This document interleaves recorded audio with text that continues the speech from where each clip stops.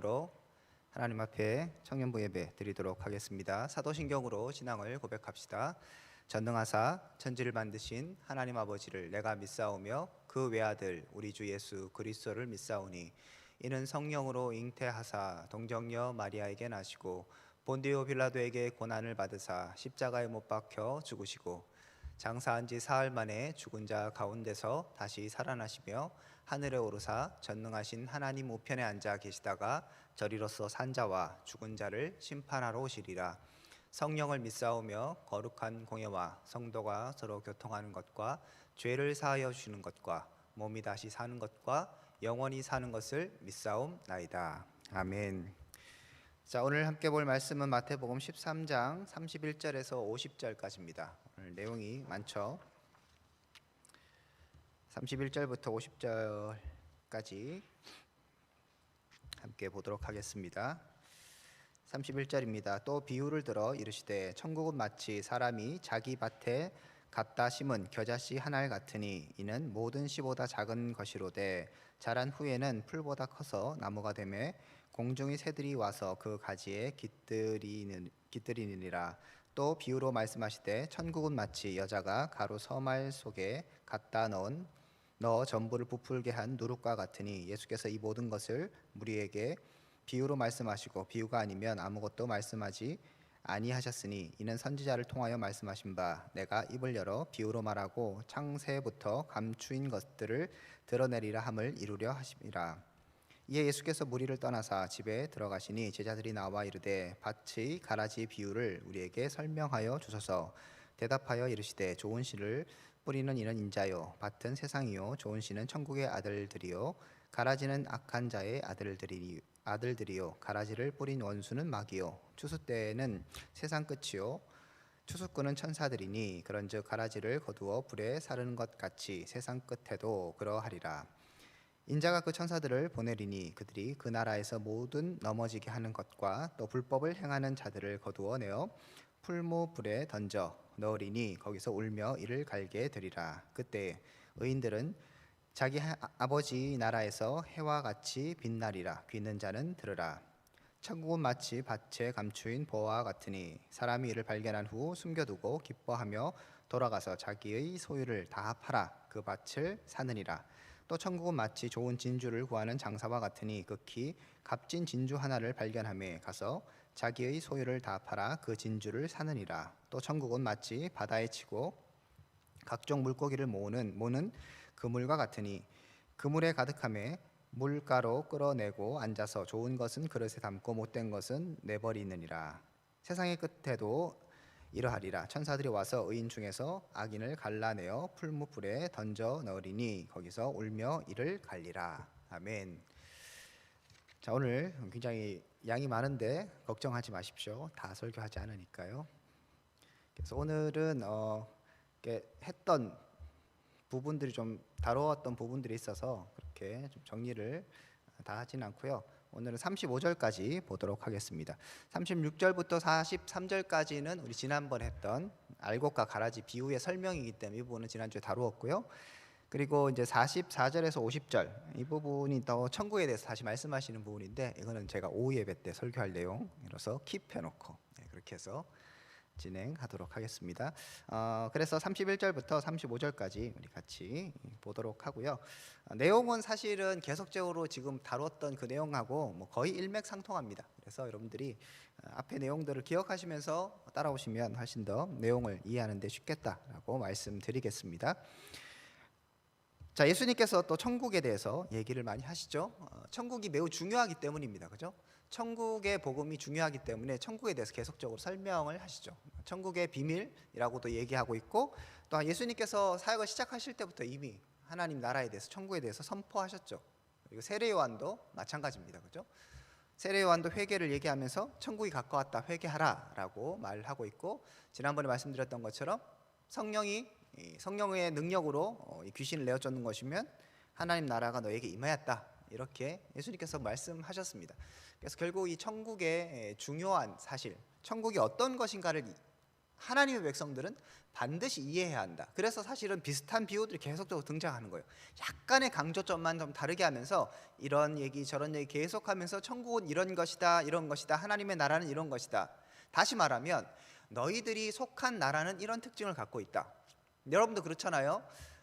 우리 대한민국의 법이나 뭐 특징 이런 것들을 알아야지 이 땅에 살아가기 쉽죠. 뭐 하나의 예로, 여러분들은 운전 안 하셔서 잘 모르겠지만 운전하는 사람은 이번에 이제 개정에서 바뀐 게 뭐 우회전 할 때 신호등 뭐 있으면 이제 절대 뭐 가면 안 되고 뭐 서야 되고 뭐 그런 얘기가 있거든요. 그런 게 굉장히 중요하지. 안 그러면 범칙금 내잖아요. 그러니까 그런 법규나 내가 일상생활에 어떻게 해야 되는가, 여러분들 직장 뭐 다니면 뭐 저 12월에 뭐죠? 환급해 주는 거, 세금 환급해 주는 거, 막 그런 거 막 생각하고 그런 걸 잘 알아야지 내가 받는 것도 있고, 코로나 뭐 지원금 이런 것도 있으면 우리나라에서 지금 이런 것들을 시행하는구나. 방역 지침은 이렇게 하는 거니까 뭐 카페에 갈 때, 뭐 식당에 갈 때 이렇게 해야 되는구나. 우리가 이해해야만 그 나라에서 제대로 살 수 있어요. 물론 막 살 수는 있겠죠, 그죠? 법도 열심히 어기면서. 그럼 맨날 범칙금 받고 뭐 큰 죄 저지르면 저 학교도 갔다 오고, 그죠? 뭐 이렇게 고생하고 이렇게 살아가는데 그렇게 살지 말라는 거예요. 하나님께서 하나님의 백성들에게 천국은 이런 것이야, 너희들 제대로 알아야 해. 그런데 이걸 계속적으로 강조하신 이유는 중에 하나는 사실 세상의 나라들은 거의 비슷하잖아요. 우리가 미국에 간다고 해서 뭐 미국 말이 좀 다를 뿐이지 뭐 엄청나게 뭐 새로운 세상이고 완전히 뭐 다른 체계를 갖고 있는 것은 사실 아닙니다. 그런데 하나님의 나라는 이 땅의 나라와는 완전히 다르죠. 비슷한 것도 있겠지만 완전히 차원이 다르고 그 강조점이 다릅니다. 왜냐하면 이 땅의 나라는 악이 득세한 나라, 하나님의 법칙들이 제대로 준수되지 않는 나라이고, 하나님의 나라는 하나님의 통치가 임하고 하나님의 법이 온전히 시행되는 나라입니다. 그래서 완전히 달라요. 그렇기 때문에 하나님 나라를 살아가는 우리들은 하나님의 나라의 법칙에 대해서 분명히 알고 있어야 되는 것이죠. 그래서 계속적으로 강조를 하고 있습니다. 31절에 보면 또 비유를 들어 이르시되, 계속적으로 비유로 얘기하십니다. 천국은 마치 사람이 자기 밭에 갖다 심은 겨자씨 하나를 같다라고 얘기합니다. 천국은 겨자씨 같다고 얘기하는 것이죠. 겨자씨의 특징이 무엇인가를 여기에서 얘기해 줍니다. 여러분, 겨자가 뭔지 아시죠? 머스타드, 그죠? 예. 그 겨자인데 이 겨자는 특징이 뭐냐 하면 32절에 보면 이는 모든 씨보다 작은 것이로되 얘기합니다. 씨 중에 작다라고 얘기합니다. 물론 세상에 겨자씨보다 작은 것도 있습니다. 하지만 이제 비유라고 제가 말씀드렸고, 비유의 특징은 과장도 하면서 하고 싶은 얘기들 분명한 목적을 갖고 사용하는 것이죠. 그래서 겨자씨가 있는데 이 겨자씨를 얘기하는 건 그 당시 사람들에게 굉장히 익숙한 것이기 때문에 겨자씨를 드는 거예요. 무슨 예를 들어서 뭐 잘 모르지만 가장 작은 씨가 뭐 있겠죠. 있는데 그 유대 사람들에겐 전혀 모르는 씨다 하면 비유가 와닿지 않잖아요. 그래서 그 나라 중에 그 어떤 풍습, 그 생활 가운데 가장 작은 것으로 인식되는 겨자씨를 지금 얘기하고 있습니다. 자, 이게 작은 것인데 자란 후에는 풀보다 커서 나무가 되매 공중의 새들이 와서 그 가지에 깃들었다라고 얘기합니다. 자, 겨자씨는 가장 작은 것인데 이것이 자라게 된다고 얘기합니다.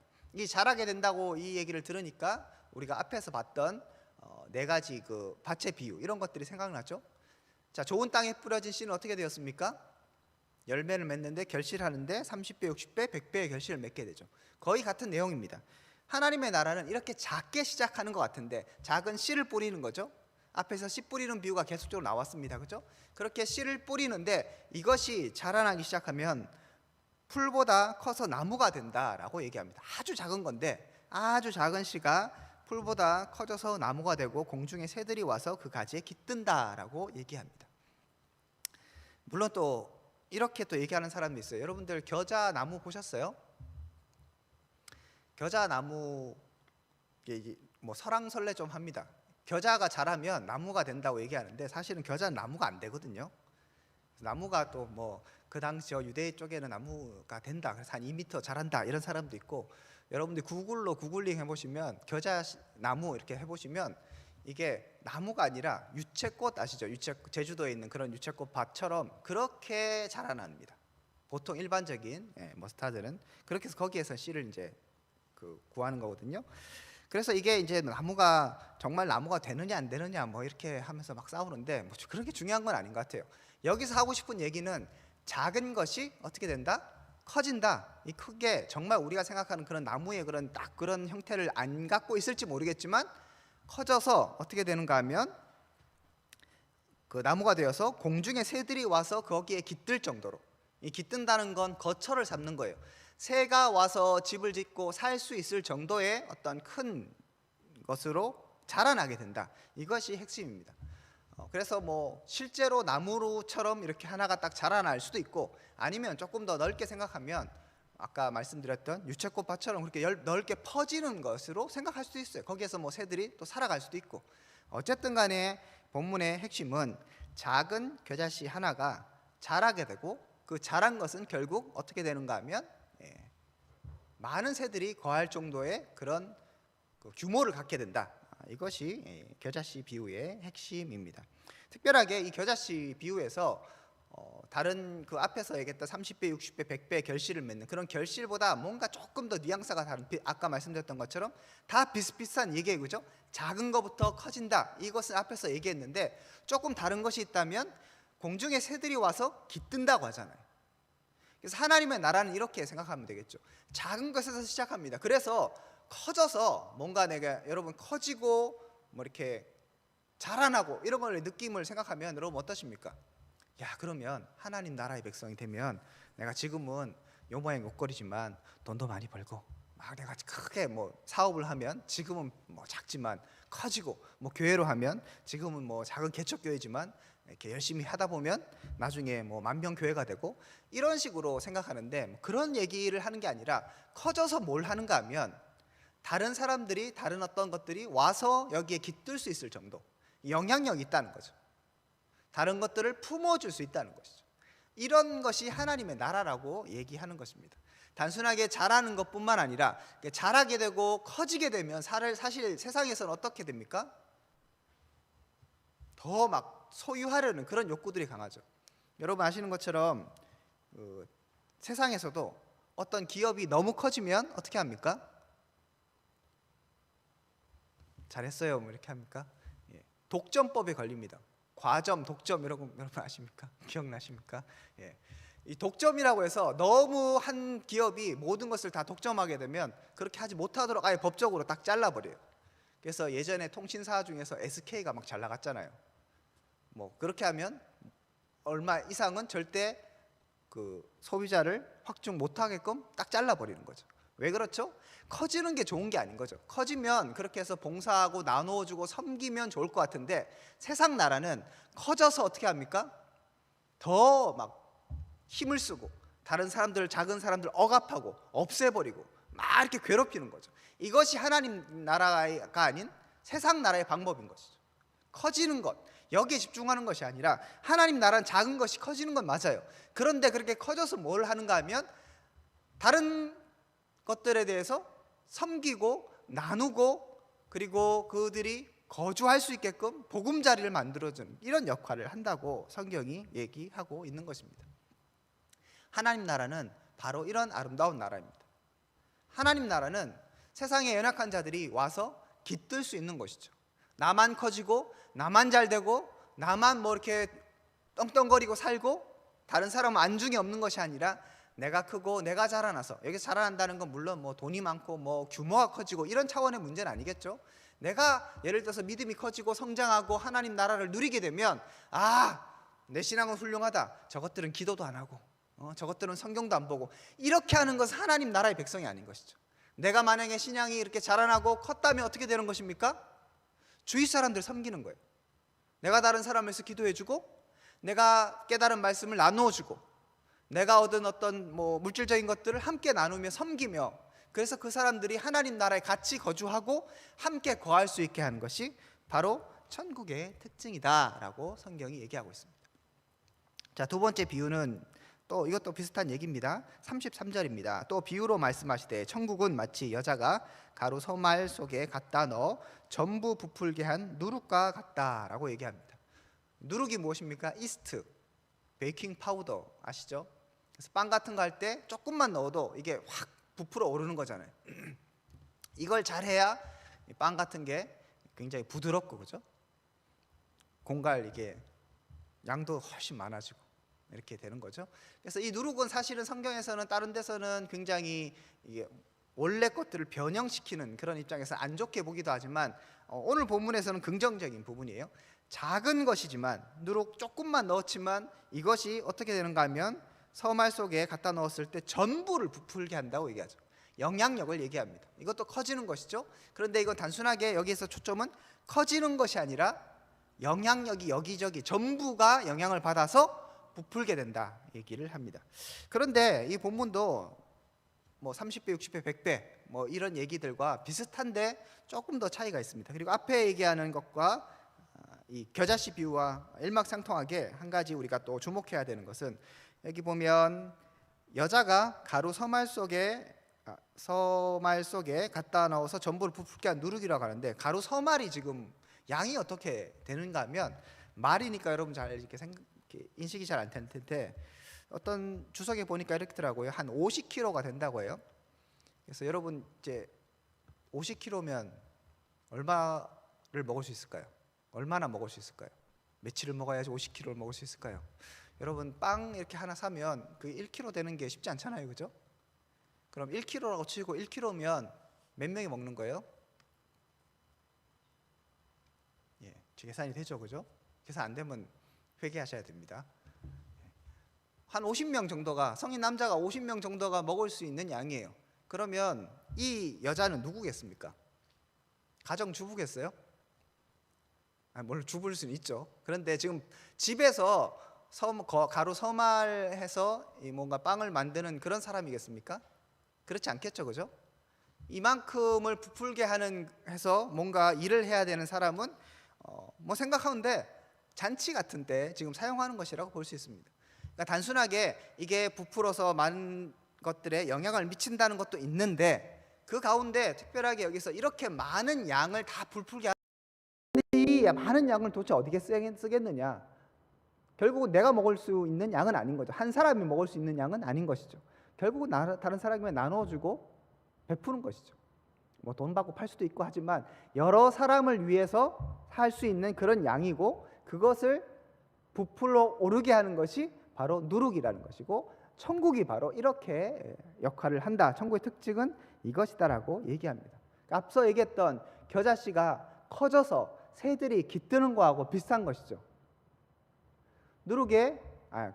가루에 누룩을 넣으면 엄청난 양이라도 그것이 부풀어 오르게 되고 결국 그렇게 되었을 때 잔치를 베풀든지 다른 사람들을 먹이든지 뭐 일꾼들을 먹이든지 아니면 뭐 대가족이면 50명 되려나요? 뭐 하든지 하여튼 간에 많은 사람들에게 영향력을 미쳐서 사람들을 다 배불리게 하는 그런 역할을 하는 것이 바로 누룩이다라고 얘기하고 있습니다.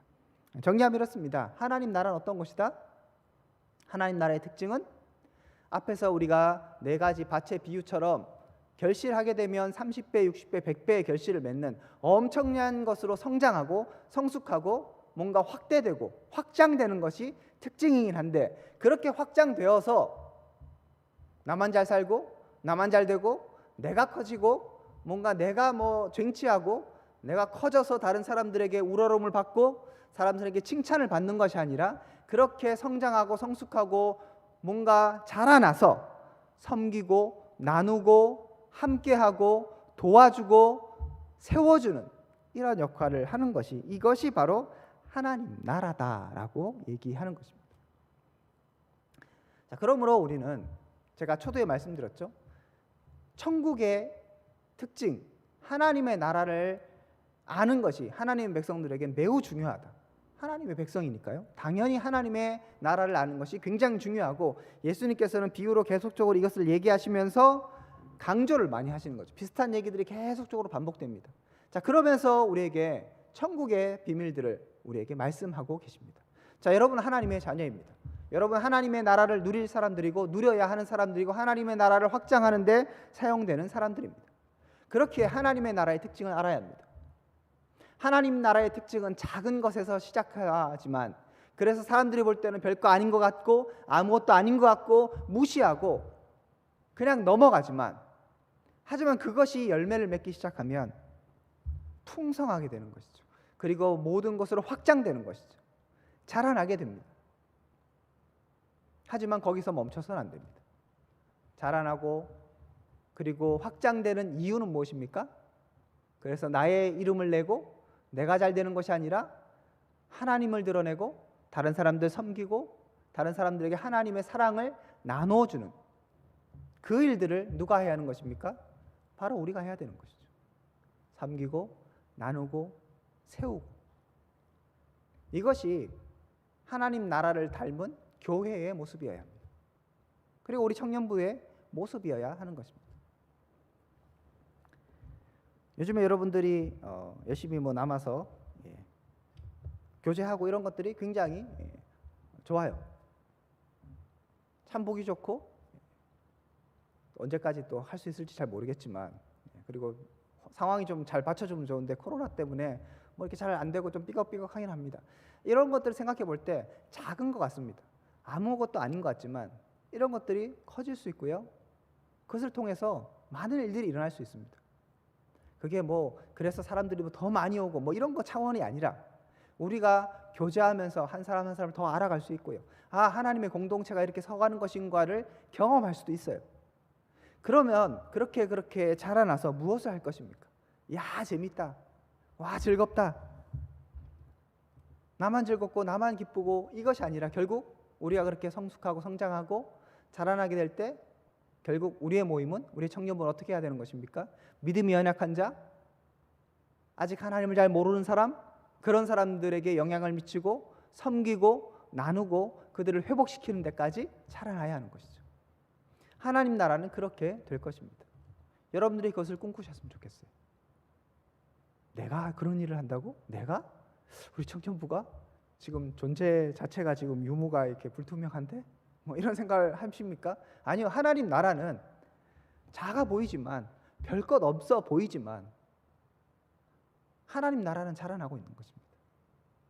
눈에 잘 보이지 않는 겨자씨가 심겨졌을 때 어느 날 갑자기 싹이 자라나고 싹이 나는구나 그렇게 했는데 그것이 커서 나무가 되는 것처럼요. 그렇게 성장하게 될 것입니다. 그러므로 우리가 기대하고 소망할 수 있길 바랍니다. 인내하며 기다릴 수 있길 바랍니다. 그리고 우리 공동체가 우리 공동체 자체로만 만족하고 기뻐하는 것이 아니라 더 나아가 세상을 섬기고 그리고 연약한 사람들을 세우는 공동체 될 수 있기를 원합니다. 그러면 이 땅 가운데 이곳에 하나님 나라가 임하는 것이죠. 이곳에 하나님의 영광이 드러나게 되는 것입니다. 우리가 그런 통로 될 수 있기를 소망합니다. 자, 예수님께서 이렇게 비유를 얘기하시면서 34절 또 앞에서 했던 비슷한 얘기를 하시죠. 예수께서 이 모든 것을 무리에게 비유로 말씀하시고 비유가 아니면 아무것도 말씀하지 아니하셨다라고 얘기합니다. 예수님께서 계속 비유로 얘기하신다고 말씀하셨어요. 그 앞에서 제가 2주 전인가요? 말씀드렸죠. 예수님께서 비유로 얘기하신 이유가 있다. 이것은 감추는 것이고 하나님의 백성들에게는 드러내는 그런 역할을 한다라고 말씀드렸습니다. 이걸 막 설명하면 굉장히 복잡하거든요. 사실 이제 마태복음을 보면 약간 뉘앙스는 그렇게 또 안 돼 있어요. 약간 드러내는 그런 느낌인데 또 누가복음을 보면 감추인 느낌이고 그래서 학자들이 이거는 그럼 어떻게 해석해야 되느냐 얘기가 많거든요.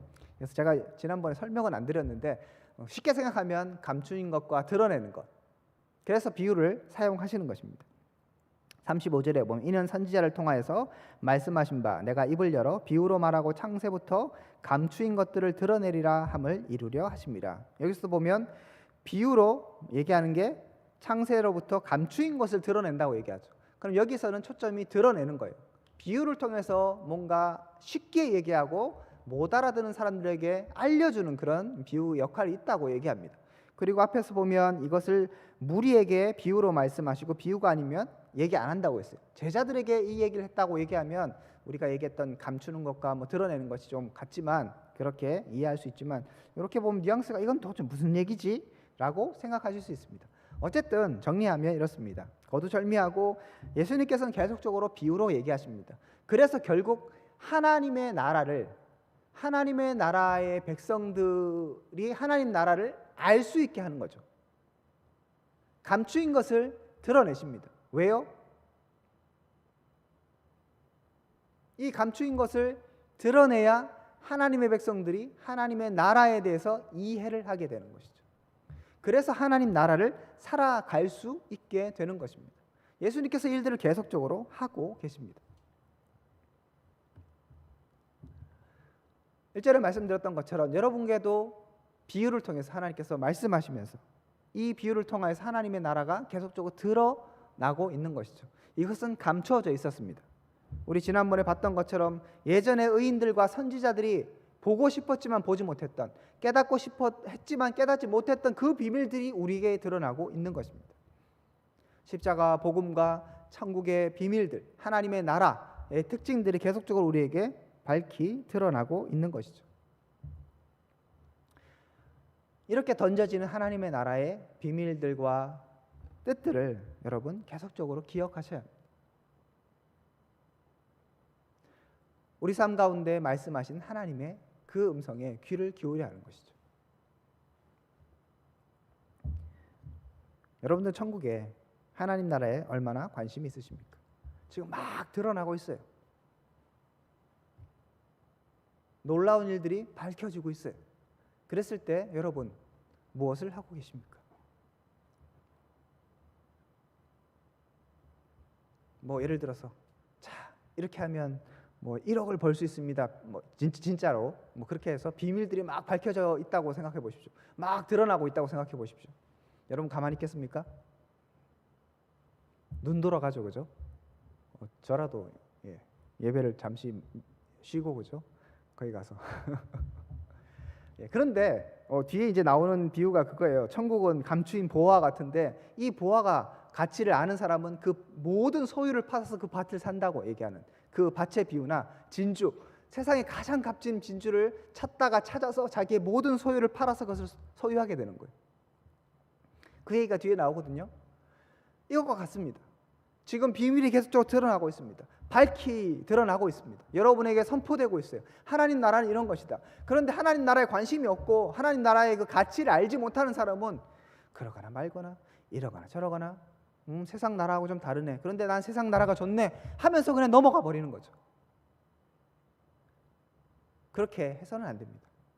하나님이 여러분들에게 그 비유를 계속적으로 전해주시면서 오늘 2000년이 지난 지금도 여러분에게 말씀하는 이 하나님의 나라의 비밀, 이 특징을 여러분들이 귀한 것으로 새기셔야 합니다.